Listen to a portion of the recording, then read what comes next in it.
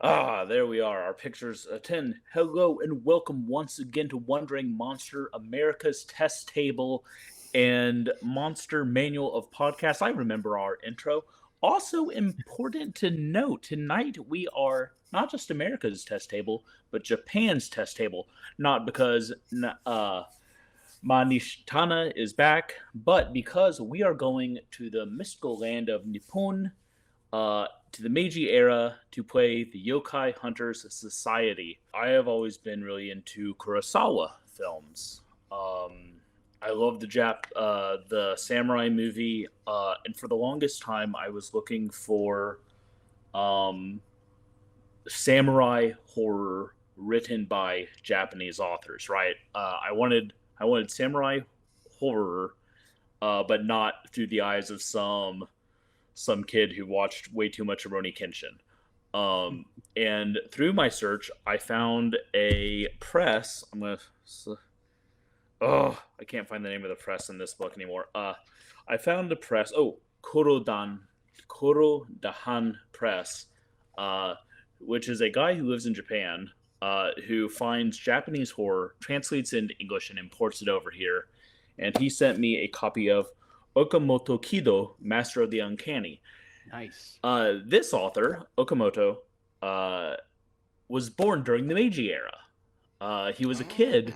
He was a kid during the Restoration, and he was a contemporary of H.P. Lovecraft and Robert Howard, and he was writing weird fiction in Japan set to the backdrop of the Meiji era and the short aftermath of said era. And so we don't usually talk just books on this show, but I wanted to really say uh, Okamoto Kido, Master of the Uncanny, really fantastic collection, a really fascinating look at weird stories from that cultural perspective that we are going to be delving in tonight. That sounds awesome. It all comes full circle. Indeed. So, shall we introduce ourselves? Yeah. And as always, I'll just jump right in with both feet and start. Tonight, I will be playing. I think her name is Mayumi, right? I think Ian's pointing out the fact that I started talking before we said our names. I'm John Baltusberger. I am Charles Bernard. I am Ian Servas. I'm Mr. Paschke. That's right. And as Charles Bernard, I will be playing. Sorry, having a hard time with my stuff here. I will be playing Mayumi, who is a cat burglar and a member of the Yokai Hunter Society. I am playing Ito Hachioro, a Nancy Boy poet who is also a member of the Yokai Hunters Society. I'm playing Ken Yamamoto, and I'm 32, male, athletic build.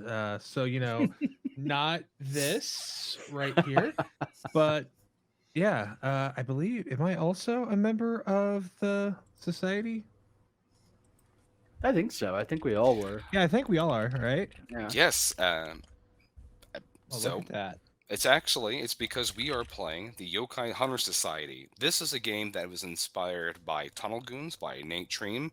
So there's a lightweight system that gives a framework to either do one-shot adventures or ongoing campaigns set in Meiji Japan. So this is in the late 1800s, after a lot of significant historical events, such as treaties formed to shift power around in the country.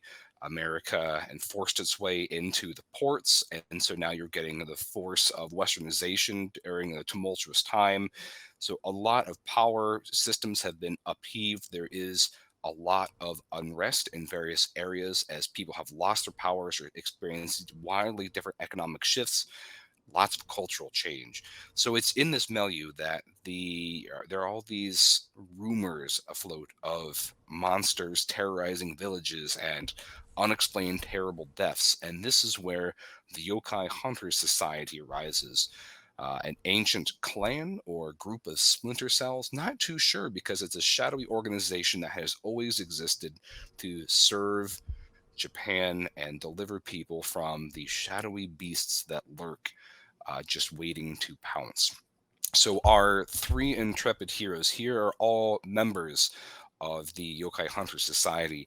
They hide their identities to protect themselves from unwanted attention from both monsters and people alike with these masks that represent different mythological figures, but each has an interesting, intricate set of spiral runes on it that identifies them that only other fellow hunters can know. Only people that are brave and courageous enough to fight against otherworldly powers are selected for the Hunter Society. So we So have we're all our ding dongs. We're the only people dumb enough to go up against yokai. I don't know if it's dumb enough. I mean, courage and dumbness. I mean, those are sides of I guess, the same coin. Yeah, I was Judging gonna from say judging from that's a coin with Beans, one side. judging from Beans, my pug, they are definitely synonymous in my Yeah. opinion. Yeah. Well, why don't I switch us over to our play overlay and let's dive into what the fuck we're doing. Let's do it. Sounds like a Woo! capital idea, Get it. Bean. Get And it. suddenly we're there. Get it. Holy shit. Wow, it's so different. Look at all the. I can't see. We say that because our end. I'm tender the only one viewers who at gets to home. see any of the fancy shit. Yeah, I John's the cheat one who because I have a gets third to- screen and I can actually have our Twitch up, I've so only I got can the- see I should get a the third screen. I wide should range get of, I- of this whole I wall also have is three fucking screens. screens. Yeah. I have the laptop that I'm actually running that we're actually chatting through on. I have the screen in front of me that's recording and capturing and streaming. And then I have a screen over here where I am looking up erotic haiku. Lovely. Yeah. Yeah. Well, I'll have to make sure you recite one by the end of this evening. Absolutely. It's got to be your favorite. All right. Let's set the So- scene. Exactly. So each of you receive a Yokai Hunter Society summons. It's a splint that is bound tightly, and on the outside are spirals that indicate the nature of the mission and all the details. The details themselves, unlike some of your other missions, are a little bit unclear because the information hasn't been fully fleshed out yet. Apparently, a fellow agent was en route to a different mission, but started overhearing some very strange rumors in a local village. The agent themselves was passing through and heading to Nobu Valley, which is becoming a hub of industrialization, especially in the lumber and mining agencies industries. But they had a layover in Namura village, and they heard of a string of recent deaths. And probing a little bit further into it, sounded like there had been 8 deaths in the last couple of years, with 3 or 4 or more happening recently. Seemed like the local village leader was suppressing it, and people were a little bit afraid to talk openly about the details. The basic descriptions that were heard about the killings made it seem like there might be yokai involved, so the case is being rolled into your hopefully capable hands. So, for improv perspective, is this anyone's first assignment, or are all of you grizzled veterans who perhaps know each other? Putting you on the This is my spot. first field assignment for sure. I'm 26. I feel like it wouldn't be my first. So I feel like this is not my first assignment in a field, but it might be my first field assignment. I So, get it. I see. Yeah.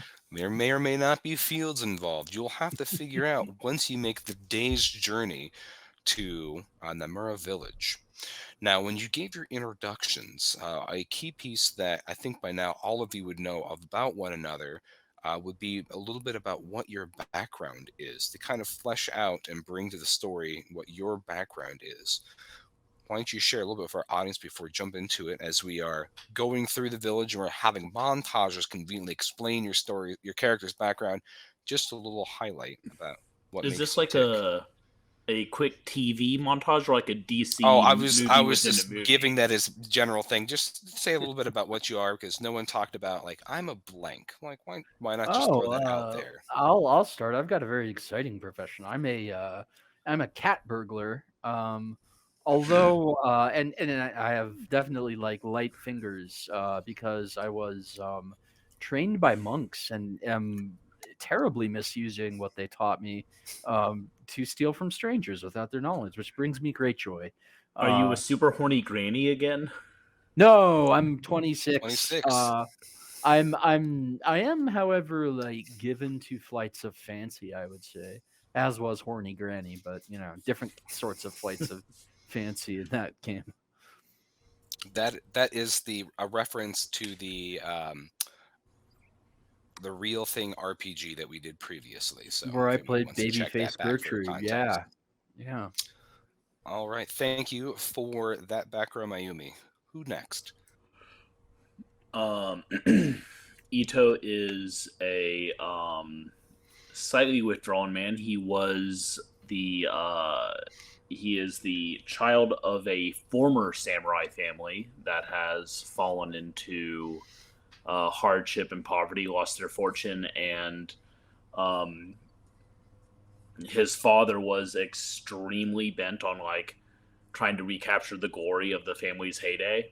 And so young Hachiro was taught all of the arts and all of the like finery of a court that he would never see. But he was a fan of it, so he is like working when not hunting. He is able to earn a living as a poet, uh, going from village to village and composing haiku and other forms of poetry for especially like weddings and young lovers and that sort of thing.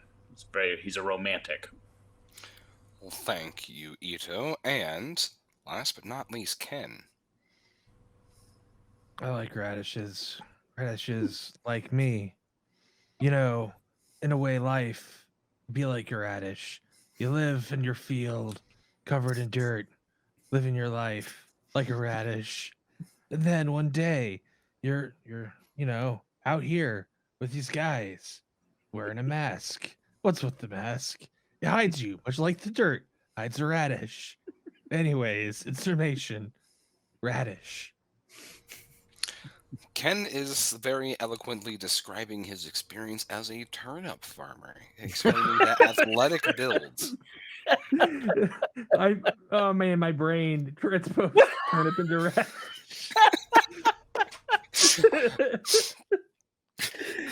Oh my god! I will just say, laughed out. Oh, Hachiro is wearing the mask of a weeping oni. yes, yeah. Ugh. Man. Oh, Mayumi's wearing a kitsune mask, which like I would definitely wear in real life. So it's a fox mask for you gaijin out there. You know, it's not red. Turnips. But you know it is red. Red. But you know it is red. Radishes. And Yeah. my red-faced drunkard mask might.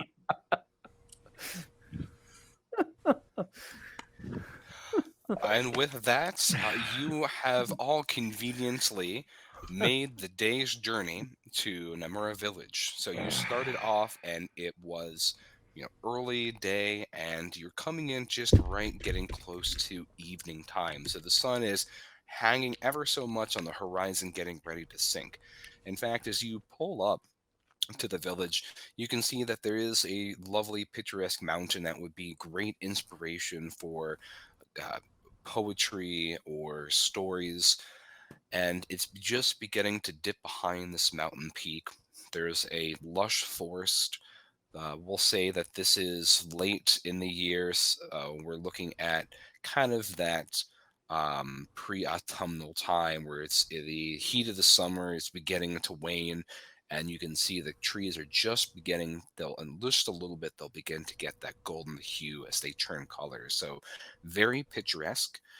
You see that this village is quite simple. It was a one-road village that is now beginning to expand, and you'll see that there's some buildings that look to have been recently built on, and there are a series of cabers that are laying off the side of the road, and it looks like there is a telegraph line that looks like it's going to be installed. That these are telegraph poles, so definitely some modernization coming to this very small village.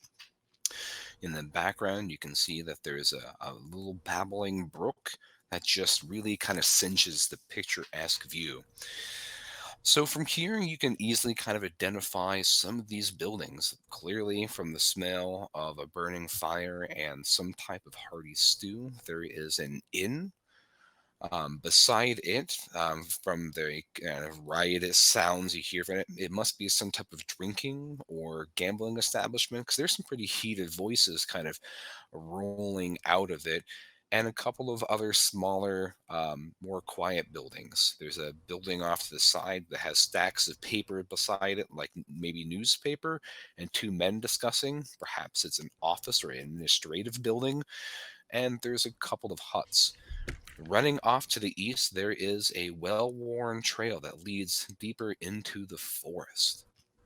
So, all of you have come here by different modes of traffic.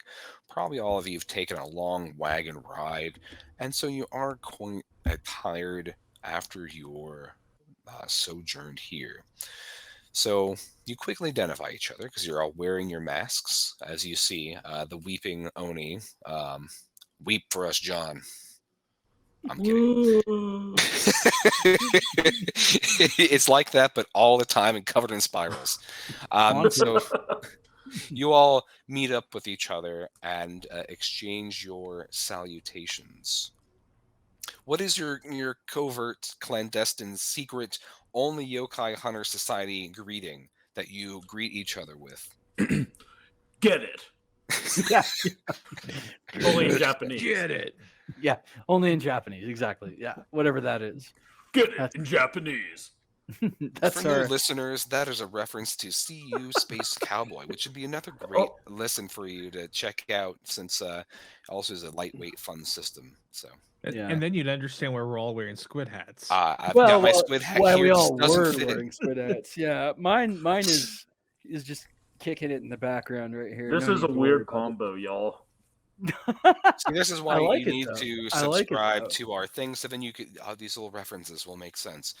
I'm not Fantastic. taking mine off. look. Yeah, So- own it. Work it, girl. I am the squid samurai. It's got a And that- strangely. It looks like either a chef It's not hat or a bad. I poke don't hat. hate it. Yeah, I'm more pleased than I could possibly describe that. Now, is this? Yeah. I don't know much about Japanese culture other than Godzilla and anime. Is the squid samurai the squid itself is a samurai, or is the squid's master a the samurai's master a squid? Well, actually, it's the samurai's master is a squid. He serves a eldritch squiddy god. Okay. I'm for it. It's inside jokes aside. I would imagine since our friend is a poet, we might recite perhaps each one line from one of his haikus, and I'm not going to improvise a haiku, but there it is. So you all, verify your identities and your mission here, kind of comparing details that you received. And so you were here again right before evening sets in. So where do you start your investigations? Do you decide to interrogate some of the villagers, or just kind of stroll through getting the kind of signs and lay of the village? Do you check into the inn, or what do your home senses tell you to do? Not that I'm exactly on point here, but I'm assuming that the Yokai Hunter Society is not a government-sanctioned body, correct? Well, that is a very good question. Some people have speculated that it might be a covert arm of the emperor and may have been involved with the upheaval of power, Hmm. or maybe they were founded by some of these samurai clans that have now lost their power because of the shifts in politics. Is now this is how they stay relevant. You're not too sure. What do you believe? I'm gonna think that if we are a tentacle of the mighty squid emperor, we probably are like the most surreptitious of all tentacles. So it probably isn't in our best interest to just straight up go to the government officials that you said were at one building and be like, what's with all the murders? So The what do you unseen guys think? tentacle strikes hardest. That's right. That's right. I think that we are absolutely not involved in politics.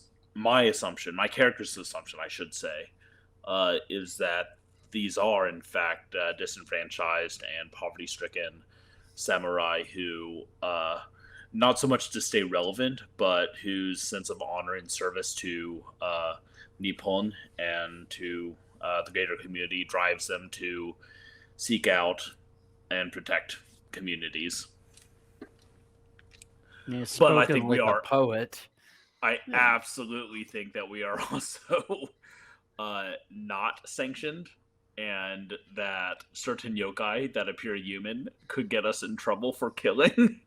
Ooh, So good, I good, agree. good point. I agree Some that of we them are do not look going human. to talk to the government officials.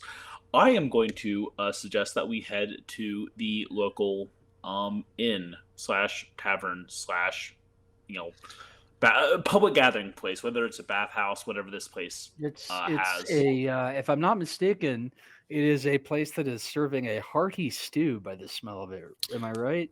You are. However, there are two separate buildings. You can see by some recently erected signs that there is a inn. It's just clearly marked inn. There's no type of appellation associated with it.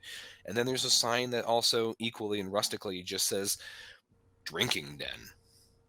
And Oh, so they drinking face den. each other, Yeah. Yeah. but they are not this one and the same. The inn is Uh, quiet, but it does smell inviting.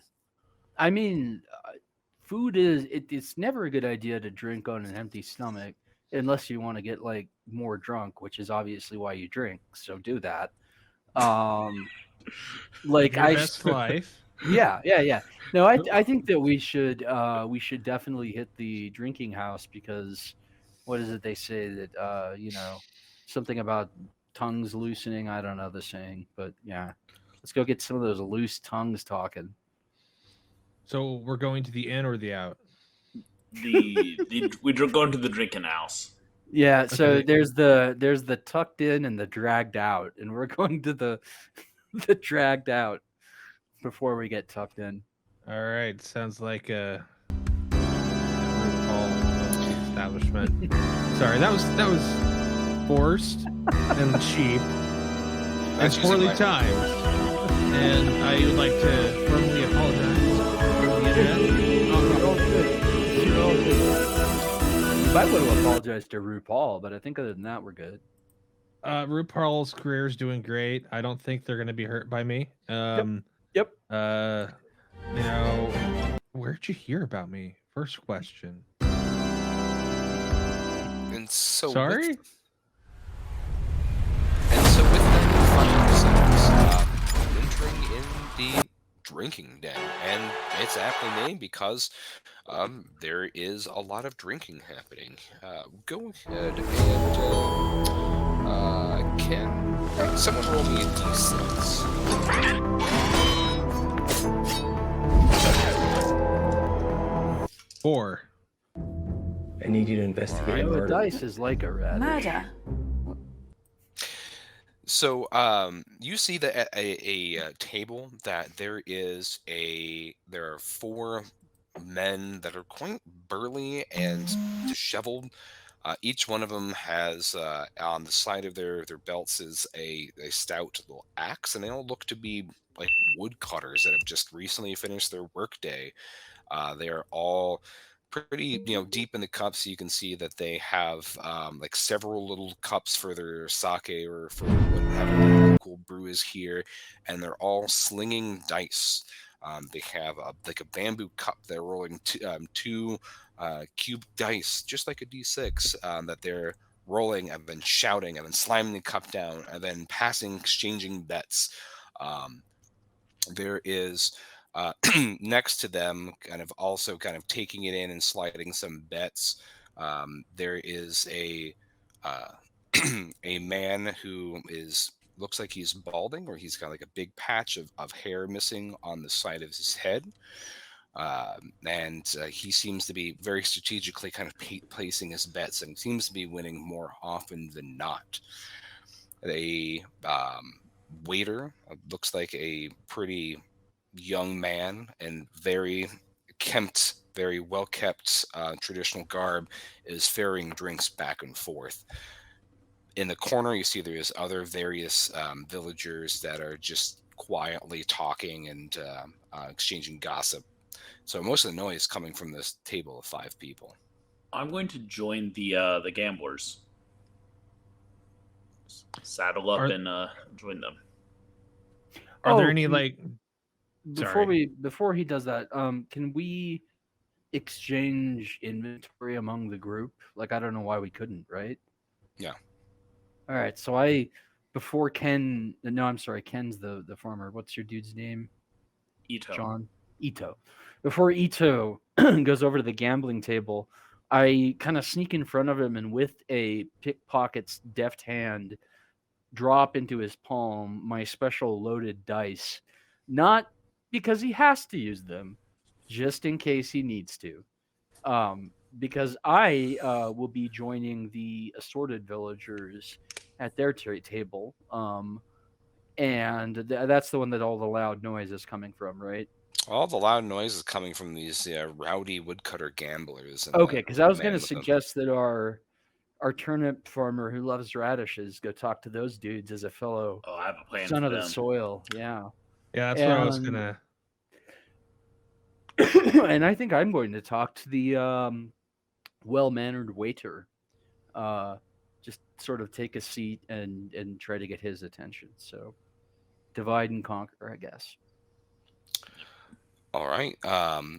So when you approach Izumi, or at least that's what he introduces himself at. The waiter, he kind of almost takes like a double look at you. Question: what outfit are you wearing? And you've got a couple different outfits. Not my most provocative one, for sure. I don't necessarily want to go that route with playing as a female character to extract information. Let's see, what do I have? So he takes an immediate shine to you because you are a unblemished young woman who hasn't lived a hard life of farming and agricultural labor. So you are quite a sight to this man's eyes. He bows exceedingly far and exceedingly overly gracious, almost ingratiatingly so, and welcomes you to his humble. He kind of stumbles over his words for a second. Drinking establishment, and wants to know what you'd like.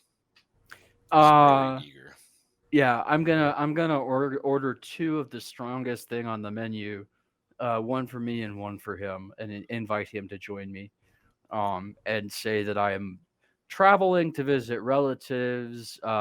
I used to live here when I was a little bitty girl. I'd like to know more about like the changes in the town since I lived here, yada yada yada. So like definitely playing up the he's into me angle, but not straight up trying to seduce him or anything gross like that. Just sort of like, playing the hometown girl visiting, from, I don't know, is there a big city yet? Maybe I've been living in the big city and I wanted to come back and see this beautiful place that I miss and blah, blah, blah. And, so things go. And I'm just going to keep the drinks coming to both of us. So his eyes bug out when you mention like getting the strongest drink, and he almost wants to make sure that's what you want before you invite him for one of them too. You goddamn right. He does for a second look a little bit spurious when you say that you're from here, but he still runs off. He goes and he fetches a small, thin bottle, and Are we still on the air? we'll see. We'll give it a second for it to cue it. No, John just pops off. We're still on the air. Okay. So, Okay. Welcome back. So he gets a small, thin bottle. It looks like it's made of clay with thick stopper in it. And then also 2 other like gourds that he plops down on the table. Tells the whole gambling table, "I'll be right back. I need to greet our new guests." And it says that with just looking eyes at you, Mayumi. So he invites you over to a private table away from the corner. So or do you prefer to go by your surname or um your first Surname name? is forename, so yeah. I Yeah, mean, go by. I'm talking more to John's character if he wants to go by Oh, Ito okay, or sorry. Habicho, since he's gone by both. Ito. All right, so Ito, you approach a table where it looks like you have some mixed different villagers. They look very much out of typical woodcut block paintings and other things, very quintessential salt of the earth. They all are in their late 40s, and they kind of have a little bit of a haunted, jaded look in their eyes, and kind of look at you warily, especially since you are wearing your Oni mask, I'm assuming.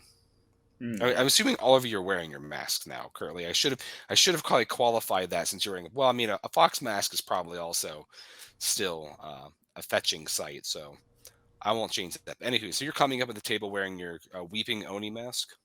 Yeah. Okay. I pause in front of the table and reach into my sleeve to withdraw a little bit of moolah and kind of set it on the table and look around. I assume anyone can join. So wait, I think you got things mixed up here. So the only people that are gambling are the woodcutters. I thought you were Yeah, saying that's that where you I were. was going. I'm sorry. I thought you were going to the assorted villagers. My pardons. Nope.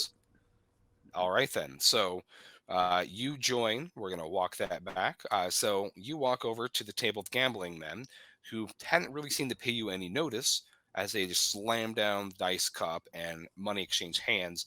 Then they see you, and it kind of just abruptly goes quiet. And they stare at you for a second until you put the money on the table, and they shrug and they ask, "Do you know how to gamble?" Yes, I do. However, I am not actually looking to win money, although I'm willing to risk money to get what I want. I idly spin a coin on the table. They look a little bit confused, and the woodcutter at the broadest shoulders kind of leans forward and says, "Go on." Allow me to introduce myself. I am Ido Hachiro. I want to say Hachitori, but every time, yeah. I am Hachiro, and I am a traveling poet and storyteller, and I am looking for tales of the uncanny, local folk tales, legends, Good anything that angle. might be interesting or We're strange. gambling. I don't. They like you're interrupting hardcore gambling and drinking to say, "I want to know stories and tell me your feelings and tell me weird things." Like that's not quite the vibe. I would like you to see if you can. Trying to figure out what the best way to handle this, as far as navigating the etiquette here. Hmm. I'd say either you can use courage if you want to assert yourself, self control if you want to try to hold your ground and steer the conversation, or you can use your wisdom to be more etiquette and try to talk your way into getting their favor. How do you want to approach this? Self-control. All I right, would so have you're thought that straight up bribery I'm would work just I about anywhere. am uh the tact I take is I understand that, which is why I'm offering to gamble with you while you talk.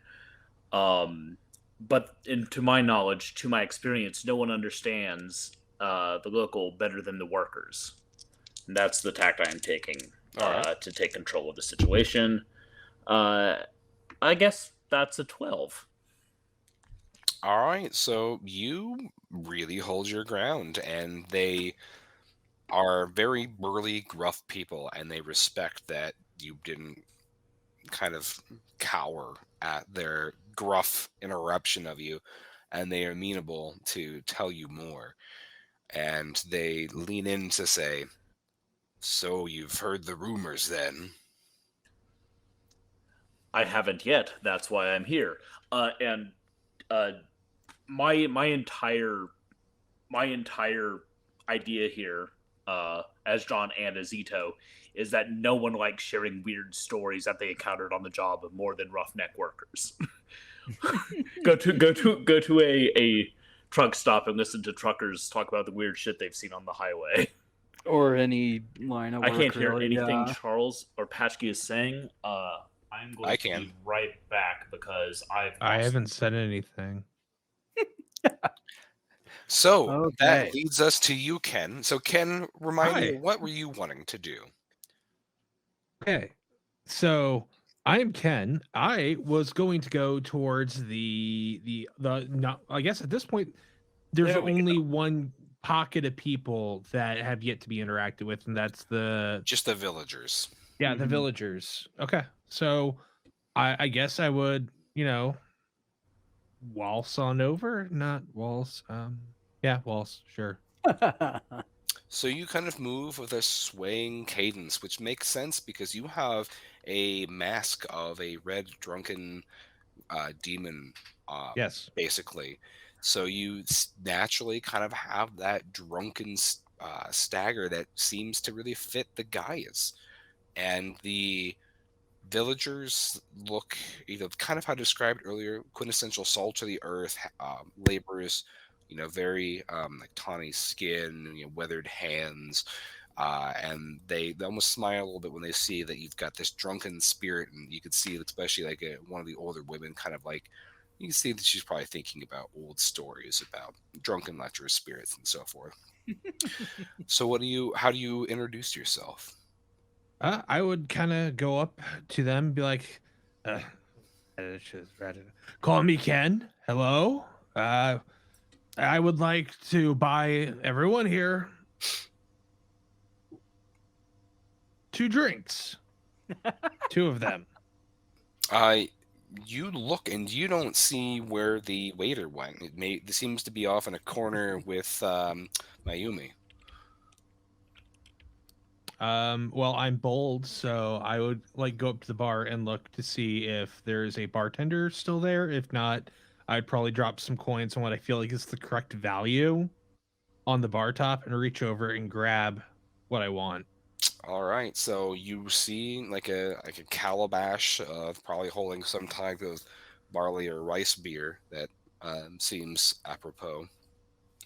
So you grab that and you bring it back and plunk it on the table, and you offer to fill everyone's cups, which brings a smile to everyone's face. So, what do you ask them?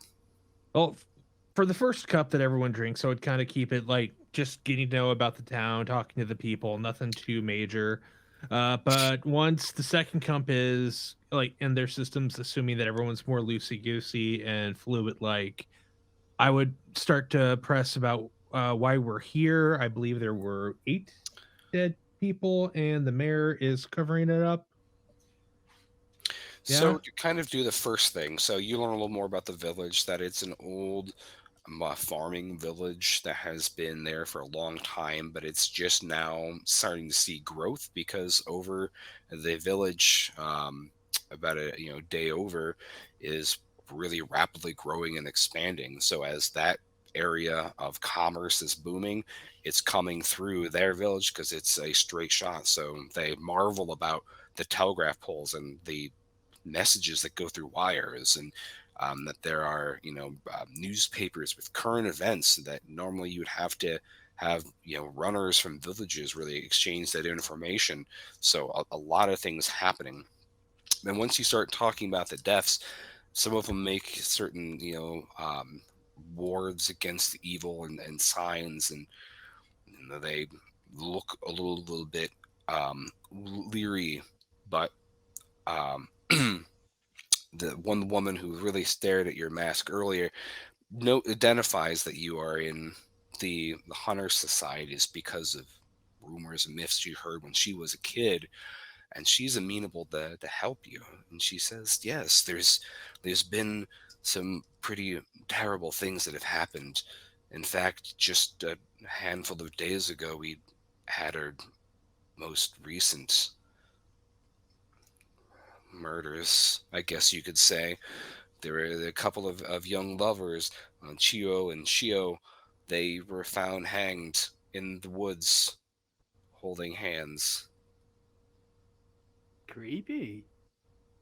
So they were a couple, or someone They were a couple. made. Uh, No bad blood between families. They were set to marry later the year. It just doesn't seem quite right.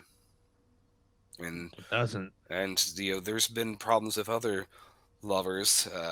I mean, you probably haven't heard about old Whitebeard. He's or that's what we call him around here. Okubo Nambu. He's all of old. yes, all of his wives died. He had 3 wives, and the last one just died. Um, about a year ago. And were they old? They were of different ages, but Okay. yeah, his wives were Fuku, Den, and Fude. They all died, and so some people thought maybe there was a curse on love, or some people thought that maybe he killed them, or there's been all kinds of terrible rumors. There's the strangest death was a man who was found buried in the ground with just his head, the top of his head sticking out. Was there anyone else with him, or just Just him. We didn't recognize him. He's buried in an unmarked grave. Just like unmarked? Just like a turnip or a radish. And But not as just tasty. a month ago, there was poor Hiwa who was out picking mushrooms, and well, she's been missing ever since.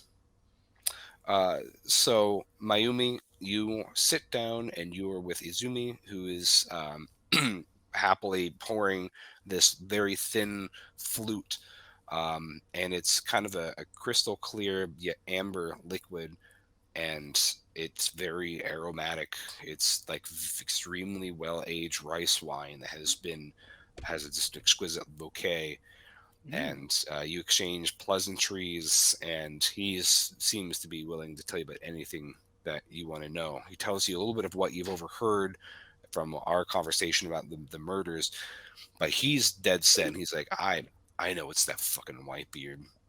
And you can see his eyes are a little bit glassy because he's probably had some drinks throughout the night. He goes, I know that former samurai. He's hiding treasures, and he's got a dark secret. I just know it. I think he's hiding. I think he's collecting dowries and killing his wives so he can just amass treasures. I don't know what for. I don't trust him. I mean, sounds like a sensible enough theory, which I'm going to completely ignore, but I don't tell him that. What I will ask is like the murders and disappearances and stuff that we've heard about, which I can confirm to him, just be like, one of the reasons I'm in from out of town is because my aging parents are frightened and I wanted to come and reassure them that everything's fine, or whatever. I am a con person / cat burglar, so it shouldn't be too difficult. However, I am going to use my, what is it called? It's like insight or awareness. That So you have stat. sharpness, which is kind of like your senses, Sharpness, or if right? you're going to Yeah. be pickpocketing, that's going to be your self-control. No, no, no, no, no. I'm going to use sharpness. I want to like essentially try to reflect whatever type of personality I think he would find most appealing in a girl from out of town.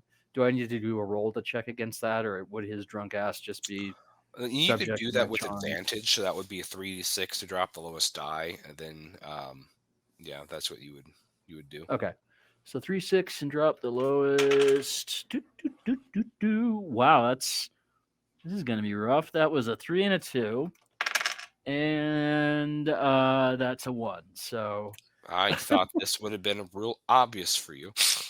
I shouldn't even really needed a roll, but here we are. So you're getting a little bit of mixed signals, probably because he's a little bit further into cups than you thought, and this rice wine you're drinking is stronger than you think. So you are talking about your elderly mother in the village, and he just kind of looks at you. He's kind of looking at your curves more than your eye holes in your mask at first, and then he goes, "So what's your mom's name?" oh, what is like would I know what the most common last name in the region is? Would that be part of the background research? That's I don't know if you'd know that. I mean, that's kind of Oh, Becky. uh, Her name is Becky.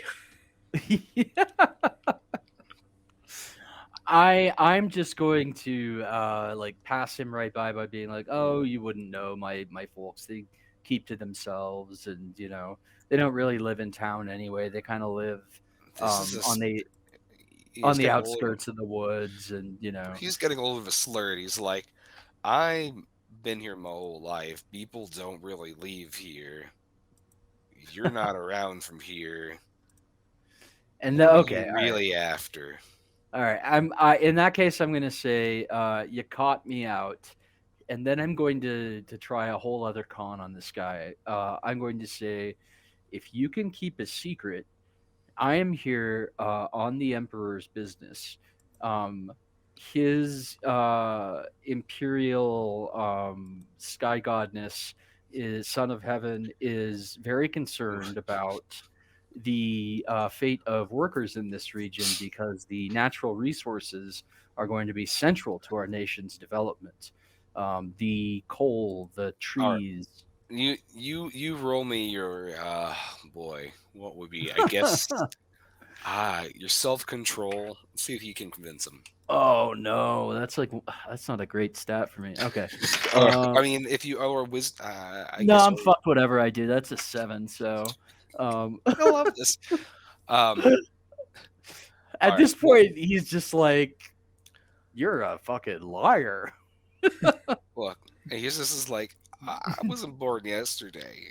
You're here too because you went in on Whitebeard's treasure. That's what you're here. You're here to rob him, aren't you? You know Look, what?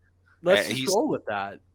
he's finished his his second cup of this and he's going for a third because you said that you want the strongest thing. So Yeah, yeah. so he's like, "Hey, look, we can make this happen. I know some guys. We could just do it together. We could just straight up rob the dude. He's pretty evil dude." So, so moving to you, Ito. So, you are starting to gamble and try to get some information. So, you've put some money down on the table. Do you want to actively engage in minigame gambling for a round, or do you just want to kind of basically pay him off to get some?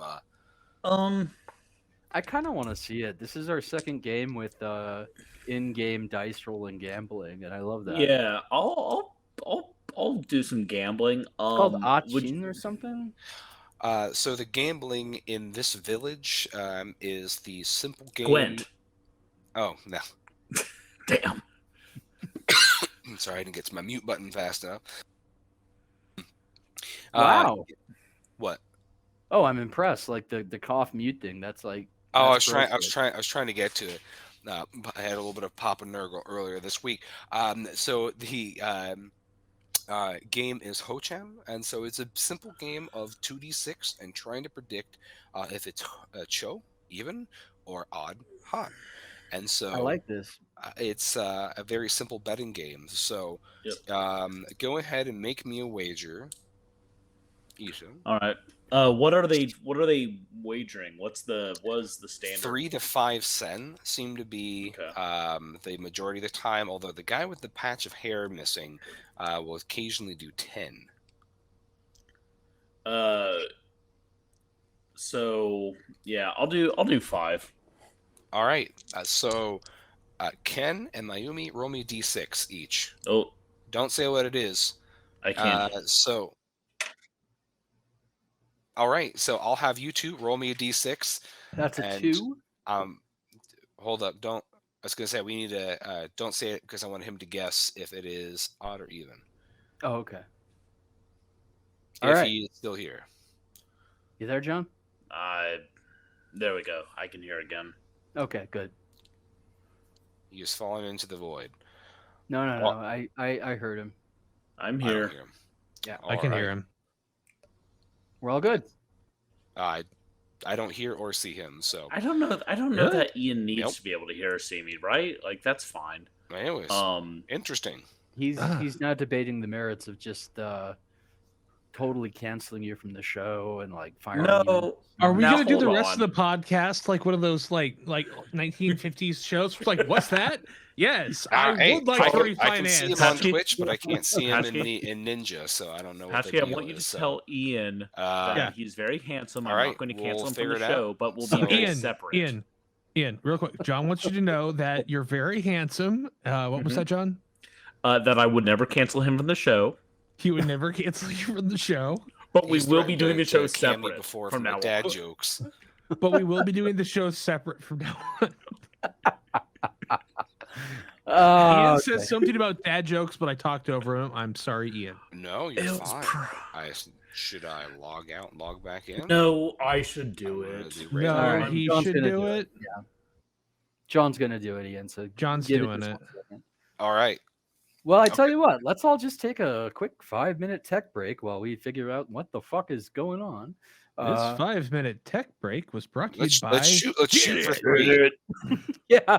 By the way, I was gonna do my my Get It employee impression where I'm like, There we are. "Thank you for shopping So at Get It." Where we I'm hope not you sure guys what's go." going on because it's like, oh, it's his internet, except Twitch isn't dropping. Yeah, it's I can just see. dropping you I guys see you drop in and occasionally. out of your camera dies in and out of Twitch. Yeah, but- I don't know what's going on. Okay. All right, but we are anyway. good. So let us resume continuity. So you need to guess if this is Cho, even, or odd, Han. Even. All right, and what did you roll, Pashki? Pashki rolled a 3. So it is odd. The result was 5. So you lose your bet, and everyone laughs at you for a second. But they're happy. To I take also your laugh points. good-naturedly. Exactly, because that is the gracious weeping Oni that you are. So what's your first kind of probe here? Like, what are you trying to get them to tell you about? You I said, am looking. odd things. I want to, anything odd or uncanny that they've seen. Well, the first thing that people talk about were the fact that Whitebeard had 3 wives that all died mysteriously, and then his housekeeper also disappeared. And people thought that was strange, but nothing is more strange than the man that was found buried alive with just the top of his head sticking out of the ground as if he was a turnip. No one could figure out because the ground itself didn't look like it was disturbed. It was just I solved it. Ken's the killer. But Ken would have to dig. So that is what's peculiar. One of the guys says that he had heard from somebody else that that there was weird thread found where the 2 lovers were hanging in the woods, like very thin black thread, almost like hair. it didn't seem to belong to anything or one. So there's a rumor that maybe there's a ghost, or there is an evil spirit that's haunting the woods that's killing people. But then the woodcutters themselves say, well, we work in the wood and we haven't seen any evil spirits, so that's just the rumor. You just don't want your industry shut down. I take off his old mask, revealing that he is Old Man Withers. Darn it, and he would have gotten away with it weren't for the meddling Yokai Hunter Society.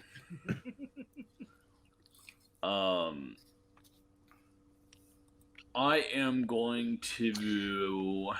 You gonna put down more money? See if they get anything Yeah, else I'll out of put it? down. I'll put down some more money. One of the other woodcutters, especially when he looks like he's the younger, some of the scrawniest of these brawny fellows, says that he finds it really weird that the pond keeper, Mishimi, almost every day walks a slow route from her pond hut over to the cliff edge in the woods. And she prays at the edge of the cliff and then goes back. She seems to do it multiple times a day. Is she an older woman? She is a much older woman. Roll me 1d6. 1. That rumor cost you just 1 cent.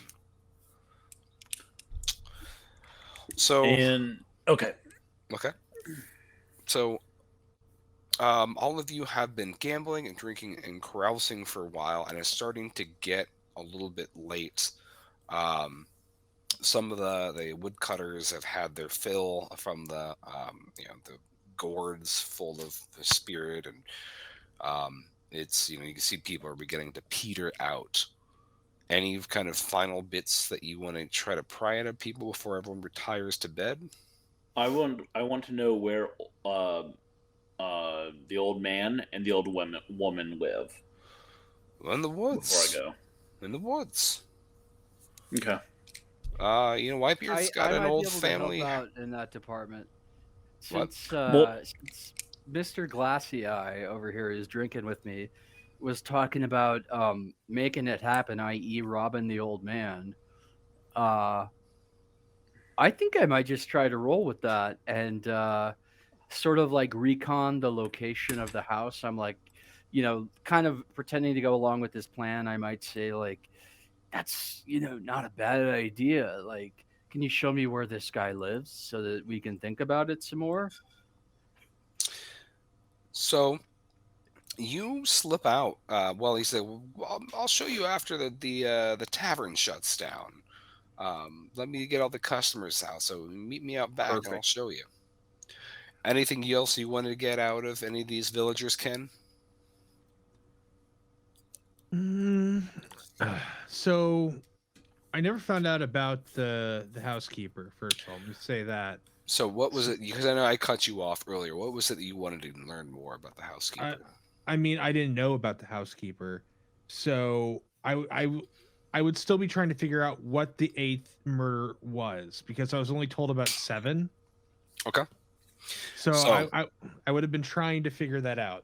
So you would get this through the discourse, because you were cordial and polite to these people, that they're the 3 wives of Okubu Nambu, or Whitebeard. The couple. The couple. Yeah.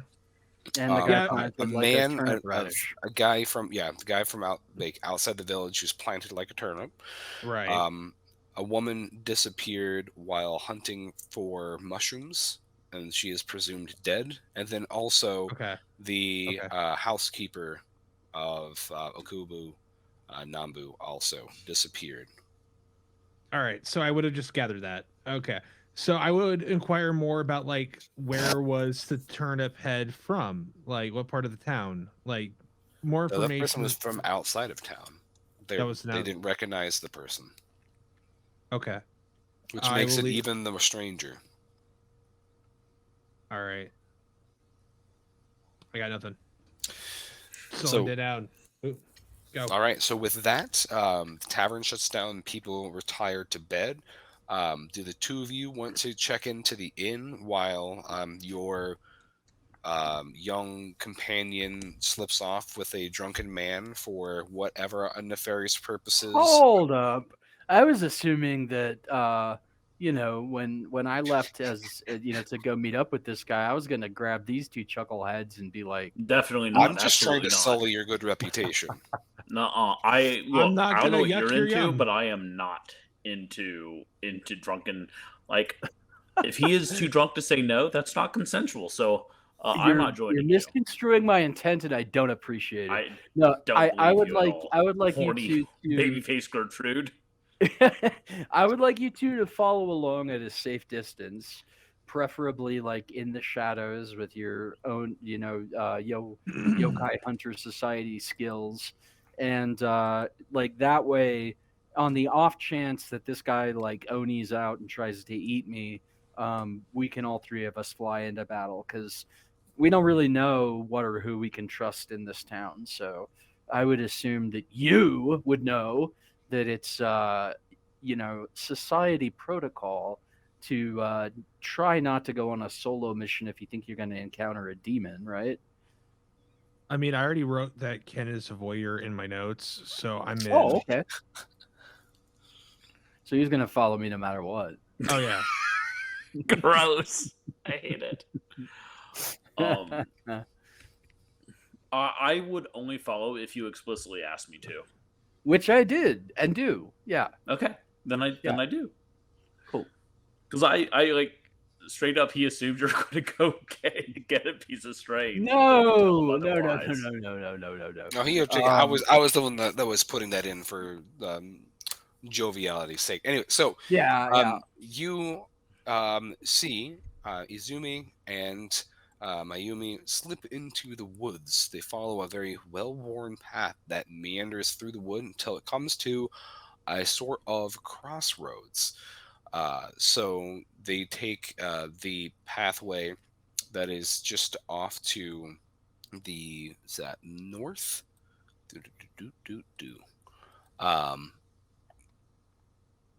Yes. So they, so east, excuse me. The east fork in the woods leads to the Akubu's house.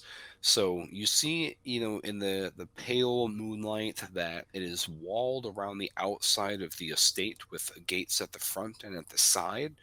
And on the side, you can see that there is a magnificent garden of some kind. You see lots of twisting, meandering vines, large blossoms, and from almost looks like a very overgrown squash garden. Maybe it's kind of hard to tell. And as your eyes kind of adjust to the gloom, you're noticing that it's very overgrown everywhere around the perimeter of this place. The house itself, although it looks magnificent at first, is in actually pretty bad disrepair, and it looks like one whole wing of the manor is almost like collapsing a little bit upon itself, or at least you can see various holes in the roof, and it looks a little bit unstable. So Izumi's like, yeah, don't let the appearances fool you. I know he's hiding treasure in there. What better way to hide all of the ill-gotten goods you got as a plundering samurai than to put it in plain sight in an unassuming place? I I want to argue with him, but I really can't. That's a pretty good place to hide ill-gotten gains. See, right, you see. That's why we need yeah. to do this. We need you wanna rob him. Yeah, and what I'm gonna say, I don't know. Hang on a second. All right, I tell you what. Let's scare the shit out of this drunken bastard. At this point, I like whistle for my society compadres to come sauntering up out of the darkness. So he now is dealing with like three strangers in oni masks, or like not oni masks, but just masks, I guess. And like I'm hoping that's enough to scare him away. But if not, I guess we can threaten him or whatever. But I actually think it's a pretty good idea to break into this place. I don't want the drunk asshole to be, my wingman for it, but like the overgrown garden, the guy who's planted like a turnip, 3 wives and a housekeeper. I think that this place is worth checking out. What do you guys think? I'm in. Yeah, I don't think you're wrong. I wanted to check more on the old lady, but we're here now, so we should go for it. Yeah. So you're signaling us to approach? Yeah. I right. am not going to kill an old man If all goes if well, I we can shouldn't have help to. it. Well, yeah. I mean, there's no way we're going to kill an old man if he's an old man. Yeah, that shouldn't have been done when he was a young man. Now it's just cruel. Old man, we're so going to you are kill planning you. I to- said, old man. You're planning to break into this To old investigate. man's house in the dead of night? Yes. Yeah. Okay. And that, for me, is not going to be a problem, believe me. Are you wanting to approach from the main gate and kind of waltz in through the main door? Or are you wanting to Morning. approach from the side, kind of going through the overgrown garden? I very carefully want to approach through the overgrown garden because I want to have a closer look at it. I have a suspicion. Okay. More So you radishes. approach Yeah. the side of the house, and you can see through the moonlight that it's just, I mean, it's gorgeous. You see that there are all kinds of gourds shimmering in the moonlight of different sizes. And it's just a kind of a riotous color of at least 3 different types of gourds. You can see oranges, greens, and reds, and there's tons of squash blossoms. And the vines are running all which way, some up along the side of the house, some along the fence, some going through the gate itself. And you can see ahead that there is a door that looks like it goes into the more dilapidated half of the manor. So they actually are squashes that glimmer. Well, I mean, a nice smooth gourd. I captured in was the gonna just I was right. gonna like make fun of you about the glimmering squashes, but then by the end of your description, I was like, I'm a gardener, and like that sounds fucking magical. I'm not Oh, gonna yeah. lie. Like, yeah. Like when you So pick like a nice zucchini out of the garden, you're like, yeah, I love Yeah. squash blossoms actually were part of one of my all-time favorite dishes at a restaurant that doesn't exist anymore. stuff But with rice anyway, deep fried. Yep. yeah, well, they were stuffed Yeah. with ricotta and fried in dark Yeah. I had that when I yeah, was in yeah. Greece. Delicious. Fucking So, amazing. Yeah. Anywho, okay, I'm But- disappointed that the squashes weren't like deformed human heads and stuff, but it's because And I'm disappointed there weren't any turnips or radishes in there.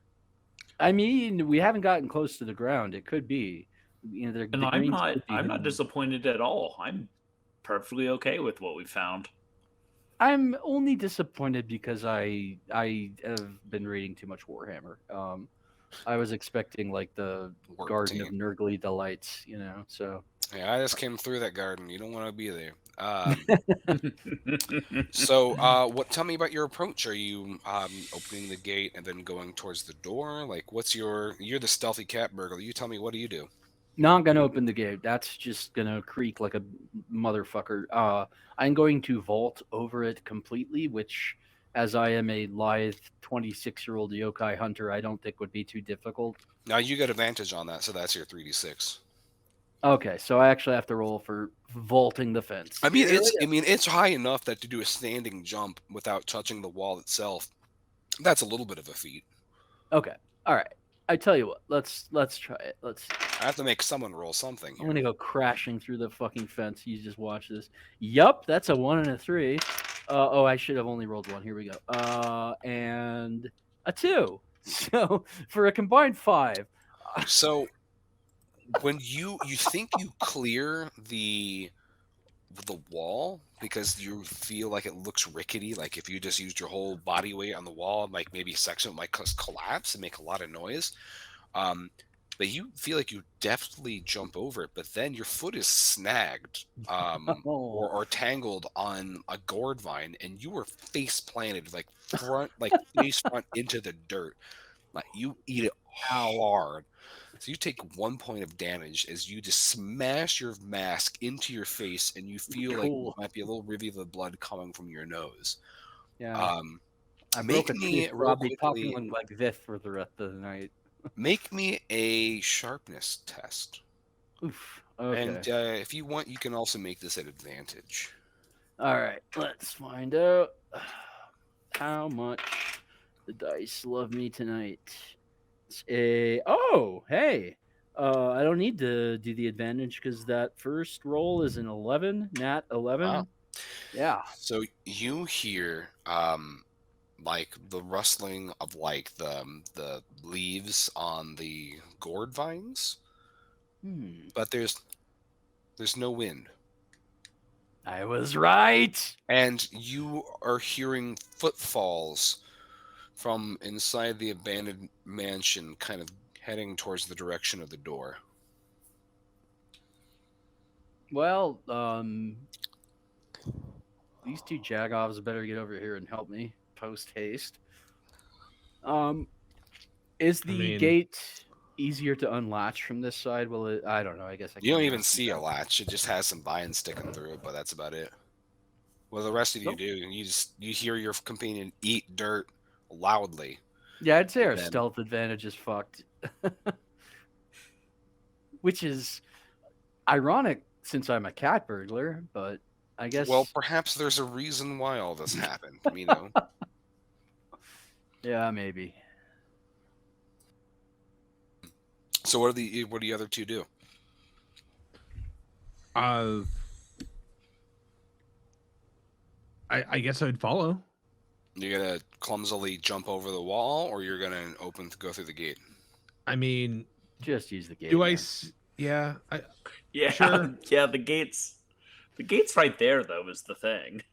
And also, like, considering how loudly I would have eaten shit falling off the fence like that. True. All right, yeah. So I try and open the gate and just walk through. The vines kind of hold it fast for a second, but just go make me a courage check to see if you can't break through without making too much noise. Courage, rolled a 4. That's on a 1 and a 1. Where's my phone? Why is it being stupid? I apologize. No problem. Courage. I got a 3 on my courage. So you struggle to open this door because their vines are stuck through the hinge of the gate. Like it's grown through, and there's like a bottle gourd like growing halfway, like half on one side, half on the other side of the gate. So you try to open it, and you have to like pop the gourd in half, and you slam the door. You almost hit Mayumi in the face again with the door.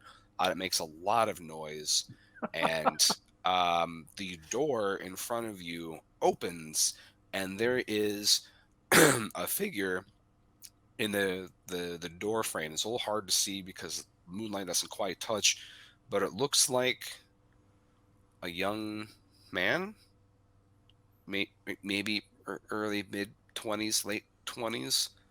It's just in a simple robe and just stares at you. I lift my lantern, my oil lamp, high. So we sent by the village to check on you for your health. And with that, I pull out a thing of wine. The man. How is your calcium? The man looks very dubious at you at first, especially since you have just eaten dirt, Mayumi. But he looks. I haven't. I'm fine. At your masks, and then looks at the prostate, Mayumi. The prostate? He looks at my prostate. All covered in milk. Prostrate Mayumi. Okay, gotcha. Okay. Walnut-sized gland. For your male stay away listeners, from my make walnut. sure you do your prostate exams. For your health. Yeah, for your health. Get it! And so the young man just crosses his arms and doesn't say anything, just stares at you blankly. Huh. Okay. Maybe not blankly, maybe with a little bit of a furrowed brow, but his stare is intense.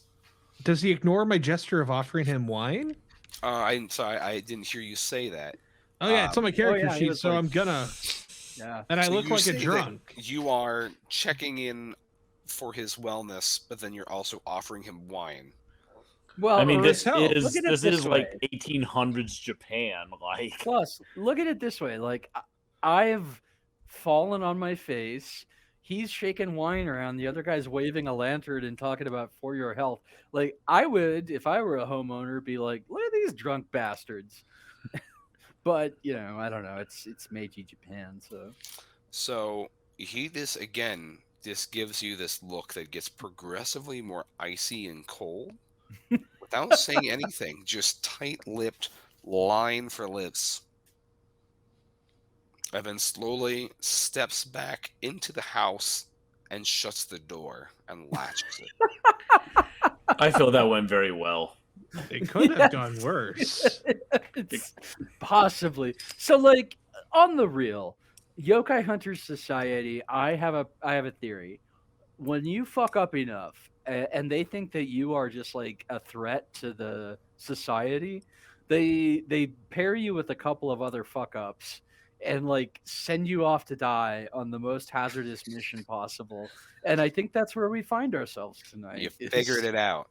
I But if knew we it. pull it off, Then we earn our way back in. Yeah, that's the whole So point. Is for sake of time, unless there's anything else you want to do in the middle of the night, having been discovered here, how about we transport you back to the inn so you can have a good night's sleep, get a quick meal, and then make it morning.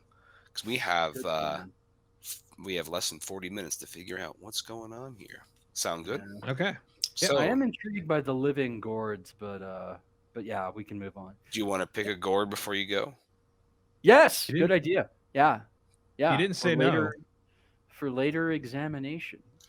So there are different types of gourd here. There are orange kabocha squashes, red curry, and orange Hokkaido squash, as along with green bottle gourd or shishigatano Does squashes. this game have a whole like gourd? What do you call it? Glossary, like a gourd manual? Because I would be so excited if that were true. Maybe I'll tell you later. Gourds of the but- Far Okay, Realm. okay. Yes. Yeah, gourds of the Far Realm. So Yeah, I'll take the bottle squash because that sounds great. all right. So you take yourself a bottle gourd. What do you take, Ken? I take a sense of disappointment that my parents raised me in a dying industry. And dad's dead, maybe so. I know my dad is dead, but I was raised in a dying industry. Clearly, I should have focused on gourds, and I wouldn't have to have taken this job. All His right. dad So actually apparently you died take the because of the kabocha squash industry. and Yeah. you go back to the inn. So it is morning. You've had a restful night in the inn, and normal activities are going about in the village. There's no one else really staying in the inn, or at least you hear that from the um, hospitality staff, the concierge, which the innkeeper. There we go. That the only other person had Concierge. just checked out and left that morning. It must have been the In person with the big disgust. bald patch. So where do you want to start your investigations for the day? So, taking a survey of the village, you have the provincial office where you saw those two figures standing outside of the day before. You have the woods in which that you can either kind of check out that cliff that the woodcutters had mentioned, the pond with the old lady, go back to the Okubo house and try to save face. Or also check out the gambling den again, see if there's anything else going on. Or there's also a nearby woodcutter's hut. Where would you like to So, begin? A, I'm hungover. B, my mouth is like swollen as hell from having drunkenly fallen on my face the previous night. I'm barely saying a word. I'm going to let one of these two take point today. Just saying, great view. Old women know lots of secrets and lots of wise wisdom. I could use a walk to get rid of my hangover. We go to the cliff, and talk to the old lady. So the old, oh yeah, well, you'll have to see if you can catch her then, because she usually is at the pond, but maybe you would catch her at the cliff if she's, doing one of her. She whatever does multiple she's doing. times a day, right? Yeah. So you approach. So you go back through the woods, the kind of the way that you went last night, but instead you turn a different direction, and you head to the north to where the mountain is, till you reach the cliff, which is an overlook that gives you a beautiful, scenic view of Nobu Valley, and you can see the all of the wood cutting that's going on and the deep mines that are being built and a bustling town in the far distance. So you stand here on the edge. Each of you make me an awareness check. And then also don't forget that if at any point you want to use one of your cursed dice, you can certainly do that as well. I think all of my dice are cursed tonight. You said awareness check. Is that sharpness? Sorry, sharpness is what I meant to say. Thank you. That's a 3. Even with my advantage, that's a 5. That would be an 10 for me. 10 for you. And what about from you, Ken? Now, I rolled a 1. You explode. Well, you roll 2d6. That's good in some games. Oh no! Did you roll 1 again? Ken falls off the cliff, and with your 10 sharpness, you see him. The view is so amazing. I just actually. Oh, I actually like this. So yes, actually, you were so distracted, Ken, by a butterfly that you literally do trip and fall off the cliff. Bye, Ken. I need you. I'm going to run over there. Hold up. Roll me a courage at advantage. Unless you want to use a curse die. At advantage. Could I do both curse die and you have to do either or. Okay, I'll just do advantage. Oh, that's 9. Perfect. So 9 is a success with a complication. So we'll play this out. So Mayumi, you're a little hungover. The bright light stings your eyes, and you're not aware of anything that's really happening awkwardly until you hear Ken catch his foot on a root or something. And what do you say as you fall off a cliff, Ken? Oh, turnips! Yeah, turnips. Turnips. He screams turnips as he flails and falls off the side of the cliff. My cabbages! You hear him catch a ledge and grunts loudly as you smash all of your bottle gourds. So you got one with your wine, you have one with your water. It smashes and it just drenches your pants, and those items are wasted. With your 10 that you rolled, Ito, you see that Ken has caught himself on the edge of a little niche on the cliff face. So when you approach the very edge of the cliff, you see that there is like a gap in the cliff. Like there's kind of like a little incropping that you could just kind of like drop something and it would just go straight down the cliff. But there's this ledge kind of beyond that. And that is what your companion has caught himself on.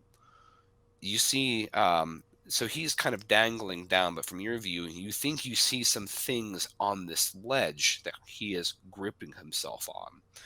So does anyone have anything that you could use to help pull him up? Or otherwise, you're going to be trying to use your courage to pull yourself up. I bet I do. Or you can make a human chain to also free him. No, absolutely not. Yeah, with my luck, I'm not gonna.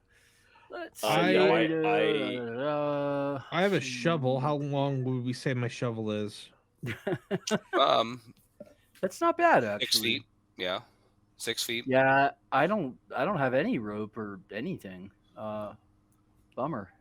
All right. Yeah, so okay, so I guess we're Well- gonna have to dangle me over and have me grab him by the shovel.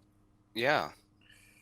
So for sake of argument of time, you're able to start to pull your companion up, but as you are being pulled up, Ken, um, as Ito has kind of mentioned that there's something on this ledge that's just kind of below this lookout point. You get a good look and you see that there is a pile of bones. do they look human or do they? Oh, Am they I look too high up? human. Like there are still bits of flesh that have stuck to the bones, so you can see birds have Hell been picking yeah. at it for a long time. There's still tatters of clothing on it, but it is a completely desiccated human remains, mostly just skeletal. So like 12 people, 5 people, 30. That's a very good question. You see that the most distinguishing feature about this is that there is long black hair that still seems to be stuck to the scalp. That is just like leathered, like weathered leather on the skull. Okay. I've got a theory that I'm gonna share with my associates here. Do you I take think any of the bones on the way up before he tells you his theory? Her theory, excuse me. Oh, definitely get the skull with the hair yeah, on it. skull, hair All right. skull. So you grab the Hair hair skull. skull, Excellent. and you swear you hear like a low moaning coming from the skull, and you grab it. So you're up, and you're gonna say the theory, Mayumi. Yeah, I think that we're probably dealing with more than one yokai here. But definitely the black hair that was spotted at the couple that died. Like, I'm imagining that this cliff is some sort of lover's leap, and that, like, perhaps the spirit of these skeletal remains is like taking revenge on people who are in love, and that's like one of the yokai. But then I also think that turnip guy, wait, did he have the black hair around him too? Not that you've heard, but you haven't really talked to the village doctor I yet. know that the young man that was killed had the black hair around him, but I don't think I communicated that with y'all. Okay, so For clarification, the two lovers hanging from the tree had the black hair, but not the Yes. person buried in the ground. And the ground Right, wasn't so- disturbed around them. He looked like he was just was Right. planted there, just to make sure. So I'm thinking that we have two MOs, right? Guy planted in the ground has no obvious. We're going all like Meiji detective on this.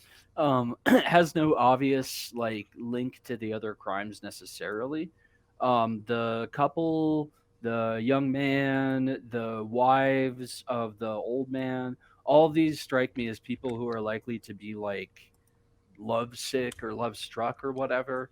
And I think we might have like a love yokai on our hands of some sort. What do you two think? Do you agree with that theory? Obviously, there's a love yokai. Why? That's it's obvious with the not radishes or turnips. Airtight logic. I was thinking it was a prostitute yokai, but It could be. I don't know nothing. Well, we don't know nothing for sure anyway. Now, I don't know. I didn't get as deep into the game mechanics as I could have in the manual, but one of my items says that it helps with ritual. Like, is there like, do we have a magic user in the group or anything like that who can perform rituals or?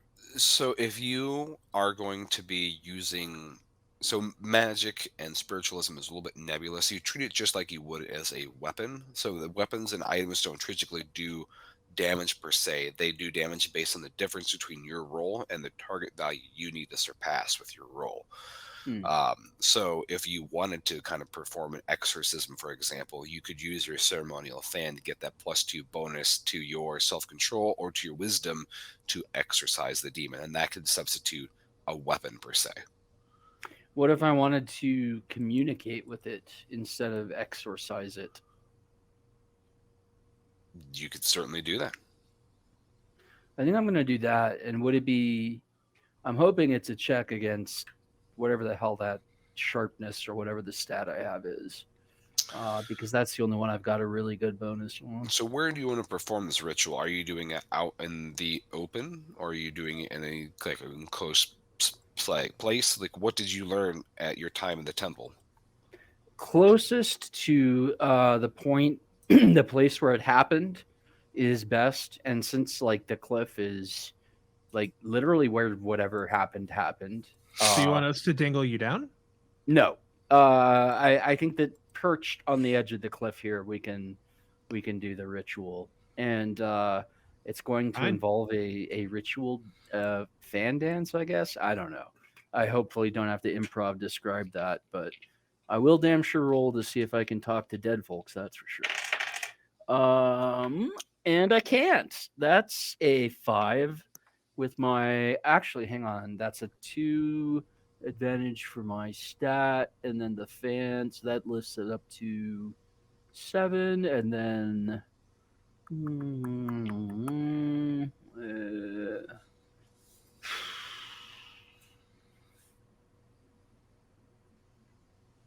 I am so fucked. Sorry, Yeah, so you ceremony were has a +2 bonus. I think that I think that's a 9, so that's like a what is that? Success with complications? so as you you place the skull down reverently and you stare into its eye sockets and you use the kind of hypnotic and the intentional movements of the fan to replicate the dance between the spirit world and the terrestrial world and the various things that you learned in your Shinto shrine. You get this terrible sense of foreboding, and you have this image of a young woman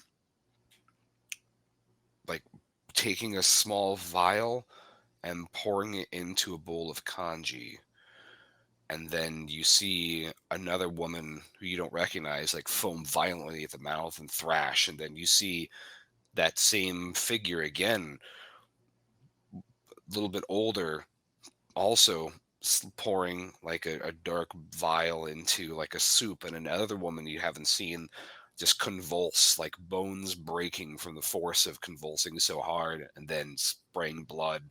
Like you're seeing like these young beautiful women being perhaps poisoned, and you see like that skull, like the eye sockets seem to be getting like darker and darker, and it seems to be sucking in the light despite being like outside, like on a bright cliff. Like it's kind of making a penumbra over you.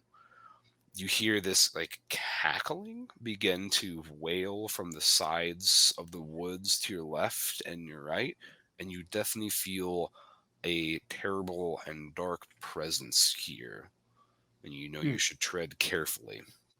The other two of you, you also hear the other sounds. You don't get these visions of these grisly women being poisoned, but you hear unsettling sounds, and you know that you are in the presence of yokai or a yokai spirit. So you're saying you just want to commune with this, right? That was the original idea.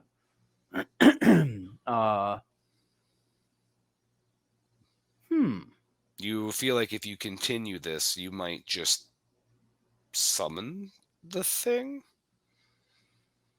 Do you guys feel like throwing down with a yokai? I mean, that's why we're here, isn't it? Fuck yeah, it is. Let's manifest that bad boy.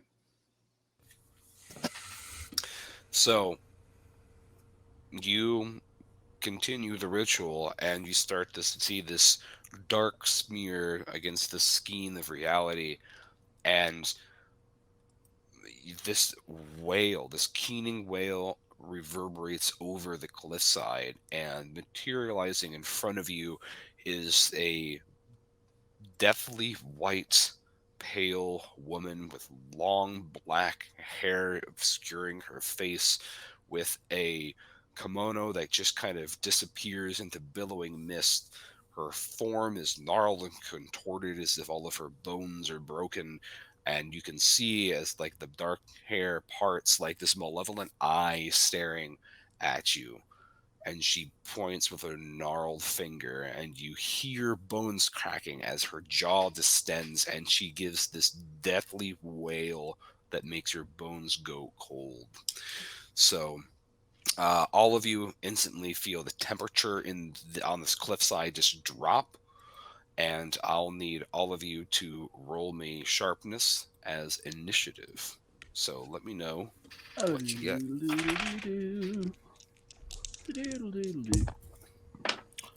That's a 8. 10. Yeah, two So 8, fours, 10, which is an and 8 with a 10 with my advantage. Yeah, so I rolled 2 5s, and I have on a sharpness of 1, so 11. wow. So Ken, you've been watching all this patiently with the patience of a radish farmer. So you get the drop on this apparition. You see this thing in front of you, and it just makes your blood go cold. But it also does this form remind you of your mother? You talked about your parents. My mother, she blamed me for my father's accident. I hate my mother. So this fills you with burning rage. Then that will Yeah. give you advantage on your attacks against this creature. It looks at you as if it's reading your insecurity, and it wordlessly opens its mouth and just laughs at you, like you hear laughing at the base of your skull. So you actually, roll 1d6 for all right. So 4d you in get to trauma. go first. Sorry, go ahead, Ken. So if you want to attack, let's say if you're going to use like your shovel, for example, you would use your courage roll plus your shovel bonus, or you've got like your pocket knife, so you could use that to lunge and try to stab at this creature, or Yeah, other things that I would definitely use the pocket knife because it's got a +2 to the courage, so I feel like it's more the apt weapon. And shovels are a little unwieldy unless you're a certain video game character, which I am not. So that's. Do I not have advantage? No advantage. you have advantage because this reminds you of your That's unresolved right. trauma with your family. Yes. So again, for the viewers, if you were doing something that has to involve your backstory, your occupational training, your goals and motivations, you can get advantage, because otherwise the game is very much difficult, to put it All lightly. right. So with my pocket knife, it's +2 to my courage, which my courage is naturally a 3. So that is that's +5. So you all have right. your 2d6. Well, it'd So be that- 3d6 drop lowest die, Yeah. add 5. Yeah, So 9 total. total. Not good. I Not fully expect terrible. you to knock that out of the park. So you. So 9 is a complicated success. So you lunge at it and you slash with your pocket knife, trying to inflict some type of wound against it. And it moves out of the way and it whips you with some of its black hair. So what I need you to do is, before you can see if there's any result of your attack, I need you to roll me a self-control.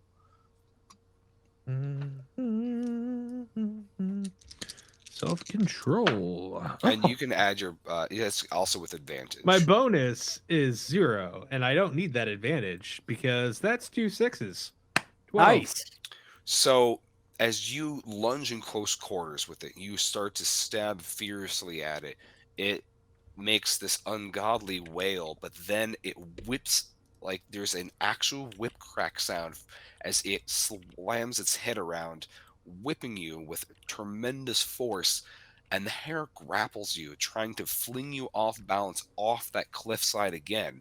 But you dig your heels in and you stand resolutely, and you've just put gashes down her kimono. You're not sure if you've done damage yet because you've got hair up in your vision, but it is grappling. Well, you would break its grapple with your knife. Yeah, that's what you do. You actually, because you got perfect 12, you cut away its hair, and so you're not being grappled. Next initiative, my Ito. So you kind of see Ken lunge, slash, get hair whipped, and then cut himself free. I'm going to draw my Tonto and Okay. Nice.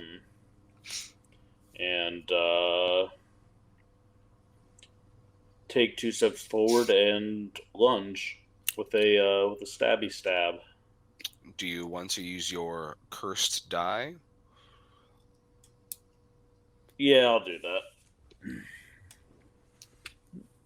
So with that, again, you roll 1d8, and There you you still drop the lowest die.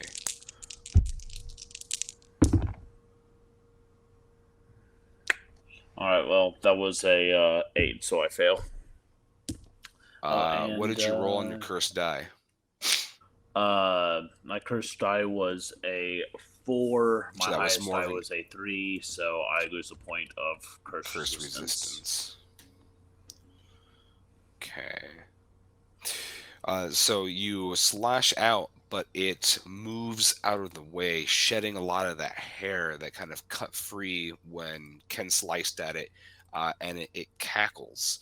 As it turns its bony eye sockets on you, you can see some type of malevolent energy glowing in its sockets, and you have that feeling of that shame and that failure that you had that led you to fail at your one desire just burn through you. So that leads us to Mayumi.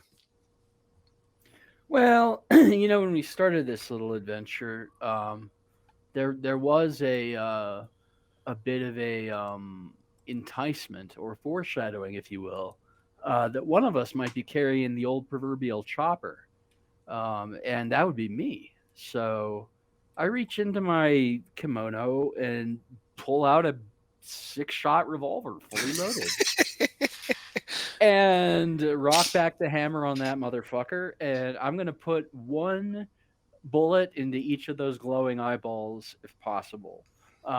Which actually I was very nervous during these two's turn because I didn't want one of them between me and my target. But what with the flinging and the missing and the dodging and the so forth, I think I'm good. So you have advantage on this roll, but you can also choose not to take advantage and use your curse die instead if you think that might help. That's up to you. No, I'll take advantage, I think. Let's see. And okay, so that's an 8 with advantage for what? Is courage? So you would most likely use your self-control if you are aiming a ranged weapon like that. Did you Which add is the bonus from also your a item? +1, I think. Oh, the bonus from the item, right? And you add Okay. your self-control as 6 well. shooter. Oh, wow. Okay, so +1 self-control, +1 self-control. That adds up to 10. All right. And that includes the weapon bonus as well. Yeah. All right.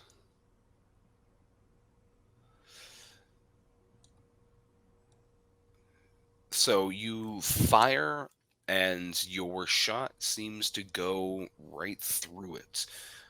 It penetrates its form, but it doesn't seem to inflict any damage.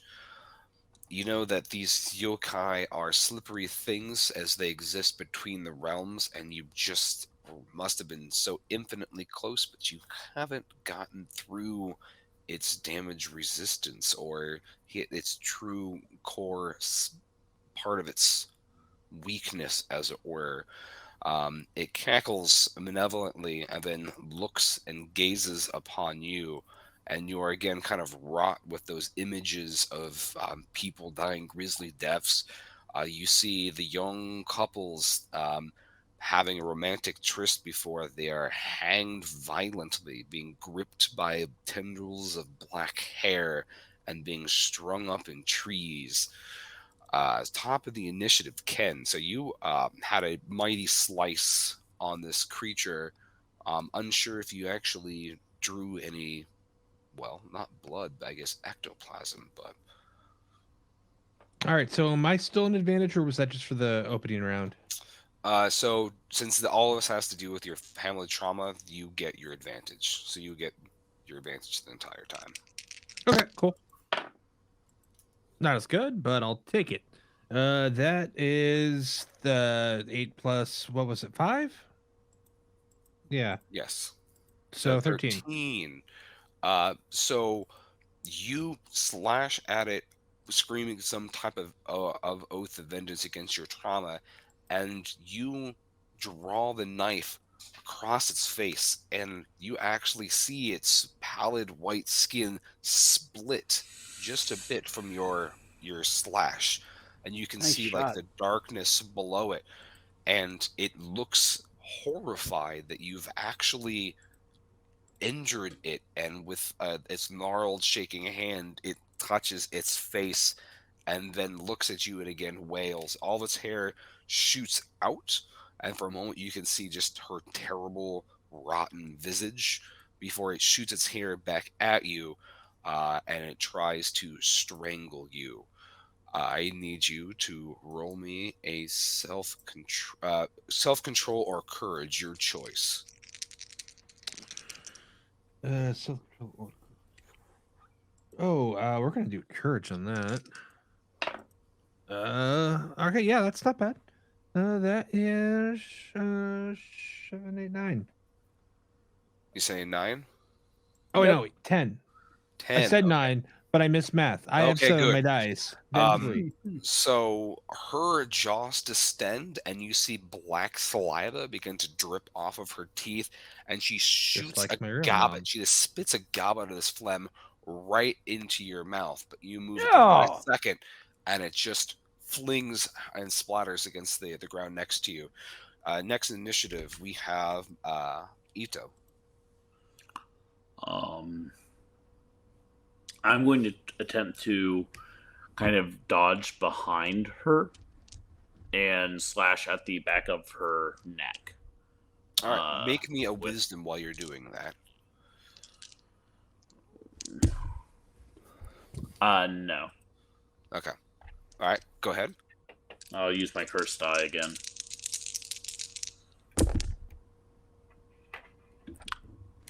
And no. But yep, no, and my curse resistance go down again. So you feel your courage begin to waver as you're in proximity to this horrible thing, and you start to have that terrifying fear of what if you're not really cut out for this either, and you're just you're a charlatan at this. Like, you're starting to have this terrible fear welling inside of you. Mayumi, make me a wisdom check as you load your next, you cycle your chambers. Gotcha. That is a nat 10. You know With that this my- thing's in material form is not quite manifest in this world, and is difficult to physically destroy. But if perhaps you were to destroy the skull, that I might thought about break. I thought about that before I manifested it. Yeah, you know what? That's a pretty hard shot to miss. I'm still over by the remains, I take it, since this whole thing stopped when I was doing the ritual. I'm just gonna put a let's say like all 4 bullets into that their skull that's lying on the ground. All right. If I miss this, I'm gonna be so pissed. I should get like a proximity modifier or something for that. I mean, if No you need to wanted, worry. No need to worry. That's an 11. I was gonna say, if you Plus, wanted to blow all the rest of your bullets and actually use 4 in a row, then I'll give you +4 to that oh shit, yeah. total. So But that's then that's you'll be out 13. of bullets. Yeah, I'll take that because that's 13 with my modifier plus 4 would be 17.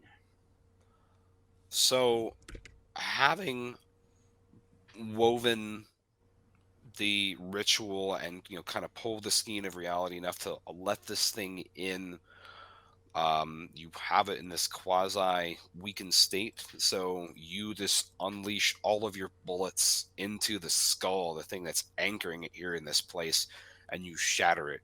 So there's this ungodly wail that just makes all of your eardrums just ring and reverberate, all your teeth rattle in your skull, and for a second you see a very beautiful woman in front of you who looks like she's mouthing the words "I'm sorry," or maybe it's some type of curse of vengeance. You're not sure, as its form evaporates like mist on the morning sun, and you're just left with a pile of bone fragments. I just killed a yokai. So, with that, all of your noise has attracted the village because guns are Well, not something yeah. people are supposed to Yeah. have, and you just fired off a volley of it. They're screeching and ungodly wailing, and it's like people are like nursing their hangovers. So it's kind of a whole thing. The old woman from the pond, or at least you assume from this descriptions that you got at the parlor, uh, you know, waddles over. You can hear her bones creaking, and she cradles the skull fragments, and she begins to wail as she lovingly pets the hair, and she cries about the loss of her daughter. So, from talking to all the villagers, you learn that there's always some suspicion if whether or not it was Okubu Nambu who killed his wives. But from the visions that you saw, you're pretty sure, Mayumi, that this woman was who you were seeing and that she was poisoning the wives. And you've learned that she was, like The you housekeeper, heard, she right? was the housekeeper, Yep. and she had an unrequited love for Whitebeard, or lovingly, not Whitebeard. So she, we're not sure Killing in the exactly name of how love. she died or what happened, but whatever caused her to die, whether it was at the hands of someone else or suicide, she came back as a vengeful spirit. So with that, you think you have exercised the least evil yokai here, and you feel like you've been able to successfully complete your adventure here. But there are still Good news, questions guys. about who the man was planted in the dirt and what that means. That is a good question. Are we sure that Ken didn't do it? I still think that it was Ken. Yeah. We I might think have to turn Ken into the local authorities before we leave. In one way, Charles? you are the local authorities, but we should push Ken back over the cliff. That's all I'm saying. That's just to be safe. Just to be safe. Look, Push him over the cliff, nuke him from orbit. Only way to be sure. Only way. I'm not gonna say that I didn't do it, but I am gonna say that you guys got into town before me. That's a so good point. what's Nah. more Reload and shoot him in the likely? head, Charles. when you go back to your own villages, and you check in on Namura to see if anything else has happened in the village, it seems quiet. There aren't any other types of murders or disappearances, except for Izumi was found also mysteriously planted in the dirt like that other man. But other than that, no other murders or disappearances happened after that. Oh, my drunk little buddy. That sucks. Not really. Fuck that guy. So good news, guys. I guess we're back in the Yokai Hunter Society since we survived our termination mission. Do you feel, Ito, that you're not a failure after all, and that you deserve to be a hunter? And you have great poetry about Gourd Mountain. That's your next bestseller. Gotcha. Well, so that concludes, a very swift journey through the Gordian Knot. That is the name of the adventure you're asking about. If gourds have a special provenance, and the title is Oh, shit! Gordian Knot. Oh, okay. All right, I get it. I am a gourd enthusiast. I'll have you know. Like I'm not even kidding. Like I planted a whole pumpkin patch one year. Like I fucking love them. Like whether it's squashes or any of them. Yeah. I have some terribly heavy clay soil, and squashes are the only thing that really thrives. So this year, I know I'm late in the season, but I'm still going to do it. I'm going to plant loofah because you can eat them while they're young. Nice. Yeah. Cool. So that is it. So for people who have been listening to the stream, so you can get this game for just a couple of US dollars, and it's really a fun, neat game. And starting, I think it was yesterday or today, there is a new source book that has been launched on itch for crowdfunding. It is less than a US dollar. It is 90 cents. And you should get it. It is the Field Guide to Yokai, and it has more of the great illustrations from Pompadour.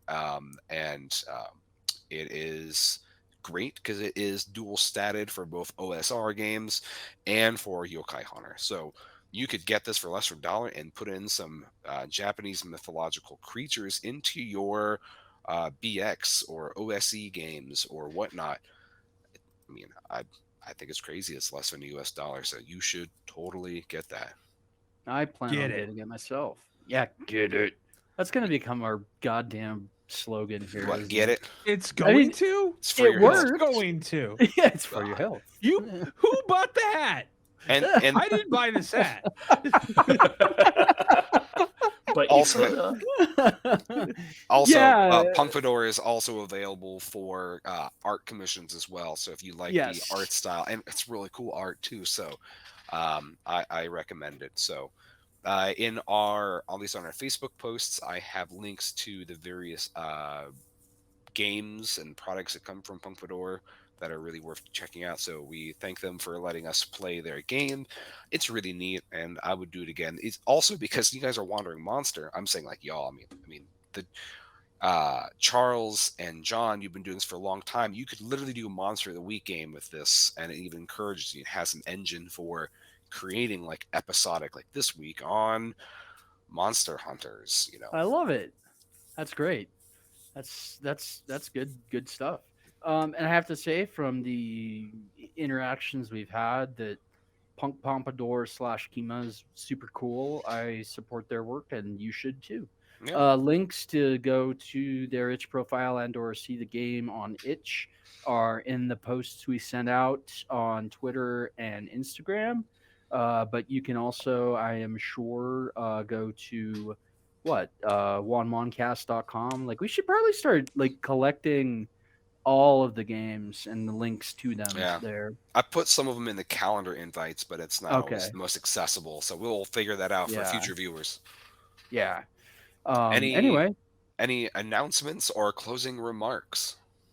After a quick Google search, I would like to point out that Japan has both turnips and radishes, and they grow in similar conditions, and there's no reason why my character wouldn't have grown both. Hey, I love daikon. I mean, if like I was talking about Samurai Champloo before we started this episode, and like my favorite episode of that series is all about like a quarry full of like undead mine workers who are kept alive because they like eat super strong wasabi. And that turns out to have been like a superstition that like wasabi would prevent dead bodies from decaying and stuff like that. And so I quite enjoy that. And if you, the viewer, have not ever checked out Samurai Champloo, it's super good, and you should fix that. And then realize that Pompadour is in the chat. So cool. That is great. Yeah. Thank you again for letting us participate in this and for giving us a sneak preview of your book. So by all means, everyone should buy it. Yeah, and for giving me my first monster kill of I think the whole goddamn show, pretty much. So yeah. I was going to say, for people who are going to be running through this game, spoiler, so you turn off listening now, but there was another yokai. You were right, Charles. I knew it. So there, yeah, I was going to say, yes, as Punkpador is saying, it's just less than $1. You get, oh, I see. It's a taste of the zine. You get a sample of 2 yokai. The whole zine is $9. That's much better. I was going to say, for $1, that's insane. You're selling yourself short. So $9, I think that's perfectly on target. But yes, the yokai that you missed out on, or at least you got a little bit of a touch, maybe why you didn't clear that wall, was a Gourd yokai. I knew it. Because the reason that they didn't look like they were dug, they were pulled from underneath by the roots. You know, that would be the only way for that to happen. Yep. So damn, I'm good. Yeah, you good nailed thing this I hate one. cops. You nailed it. Yeah. Good thing I hate cops, or I might make a good one. So all you lawbreakers out there, be grateful. On that note, you can find us and all the links to our various websites on wanmoncast.com. Let me just take us here. On an unweighted note, I've begun reviewing RPGs from a reader's point of view. I am going to be doing a Morkborg related review on Mondays. It'll be Morkborg Mondays because I have so many that if I just wait till I'm in my Morkborg section, it'll be nothing but Morkborg, and I don't want to do that. So next review is going to be the Alien role-playing game from Free League, which is having read through it, it is amazing. So I'm really looking forward to that, and I have a ton of other games that I'll be reviewing. But you can find my books, Charles's books, all the services we offer as a kind of makeshift mercenary troupe of editors and writers, and all that good stuff. We want to thank you for joining us on this consensual journey that we call Wandering Monster. My name is John Baldisberger. I am Charles R. Bernard. Ian Servas. Mr. Paschke. And we will see you next week. Until then, stay safe, but get buried in the dirt by a yokai. Cheers, everyone. Get it. Get it. We're your house.